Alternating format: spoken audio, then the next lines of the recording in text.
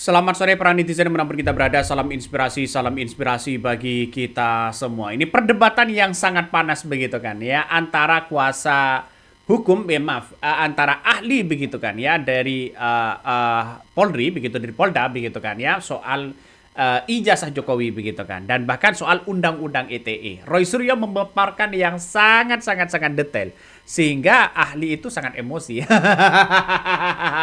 Karena dikatakan, ya ini pendapat ahli ini salah kabarnya. Karena Roy Suryo yang membuat undang-undang tahu persis di dalamnya ya. Dan bahkan mengatakan, loh Anda jangan nunjuk-nunjuk saya. Boleh saya menyalahkan Anda juga, bilangnya begitu. Nah, ini menjadi spekulasi-spekulasi yang menurut saya pribadi begitu biasa dalam hal ini begitu kan ya. Tapi persoalannya ya, secara eksklusif begitu ahli ini begitu kan ya, malu. Sangat malu. Dari raut wajahnya sudah marah begitu. Aduh, makanya ahli itu nggak usah jauh-jauh lah, ambil UI ya, UGM begitu kan, itu kan sangat bagus begitu. Ngapain ahli ngambil jauh-jauh ya? Tapi kapasitasnya kan dipertanyakan juga begitu kan, terafiliasi kepada siapa? Ahli itu kan seperti itu, ahli kan netral begitu kan ya, nggak lagi kemudian berpihak kepada siapapun begitu, malah mau disalahkan mau apapun dan sebagainya. Jadi saya kira ini langkah yang bagus begitu kan, untuk untuk independen begitu kan, ahli kan seperti itu. Nah, ya, ini menarik begitu kan. Ini kan menarik bahwa persoalan-persoalan ini kan persoalan yang harus detail begitu kan ya. Undang-undang ITE ya. Jadi Roy Suryo ini sudah memberikan klarifikasi begitu kan, bahwa apa yang disampaikan ahli itu salah begitu kan ya. Kenapa? Karena undang-undang ITE itu tidak cukup hanya fotokopiannya saja begitu kan yang kemudian diterima oleh hakim, tetapi juga bisa diakses. Itu paling penting. Misalnya ya. Ini ada laporan ya, ada laporan pemalsuan misalnya begitu kan ya, atau mengedit sesuatu lah begitu.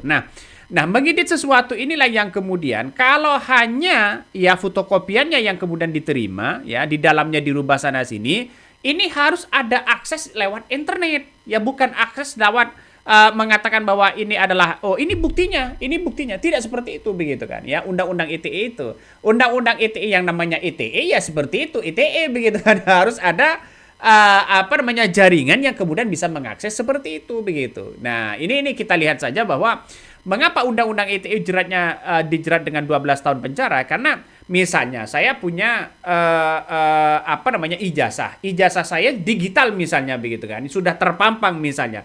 Kayak misalnya pejabat-pejabat ya, biasanya kan kalau kita klik coba di Wikipedia, coba klik di situ. Misalnya pejabat namanya A. Nah, pejabat nama A itu lalu kemudian diganti dengan nama hewan misalnya begitu, wajahnya begitu kan ya. Lalu kemudian ketika diakses itu benar bahwa wajahnya tidak sesuai, maka kemudian itu kena undang-undang ITE, maka hukumannya itu adalah 12 tahun penjara. Tapi ini berbeda begitu kan ya. Apa yang kemudian dijelaskan oleh Roy Suryo itu benar begitu kan. Seperti itu. Tapi kan kita lihat saja kalau dijerat dengan undang-undang ITE kan bukan soal tuduhan fitnah, beda lagi begitu kan ya, beda lagi dengan seperti itu. Tapi keterangan-keterangan seperti ini orang-orang akan bisa melihat bahwa apa yang kemudian menjadi tontonan publik hari ini, nampaknya para ahli itu sudah mulai kecolongan begitu. Coba itu penting begitu kan ya. Buktinya kan seperti itu. Makanya yang disita itu adalah laptopnya. Kalau memang datanya ada di laptopnya, ya laptopnya yang disita. Ya, inilah para ahli itu banyak kritikan-kritikan yang sangat luar biasa begitu kan ya. Ngeri sedap bos ya, ngeri sedap. Karena kita tahu bahwa persoalan-persoalan seperti ini ngeri sedap ya, apalagi begitu apa yang kemudian disampaikan oleh si Abdul Ghafur begitu kan ya, yang mengatakan bahwa secara eksklusif begitu kan ya, ini kan adu bukti ijazah ya, apakah bukti ijazah ini benar-benar ada atau tidak begitu. Ini kan tergantung dari spekulasi-spekulasi yang ada. Makanya banyak orang yang kemudian mempertanyakan begitu, benar nggak begitu kan ijazahnya ini benar asli atau tidak? Pembuktian yang dilaporkan dikenakan undang-undang ITE kepada Roy Suryo benar nggak atau tidak? Ya, orang-orang akan semakin semakin tahu begitu kan ya. Ahlinya gimana begitu. Ah, ini justru dikritik habis-habisan di berbagai media sosial. Aduh, ngeri Mas ya, ngeri.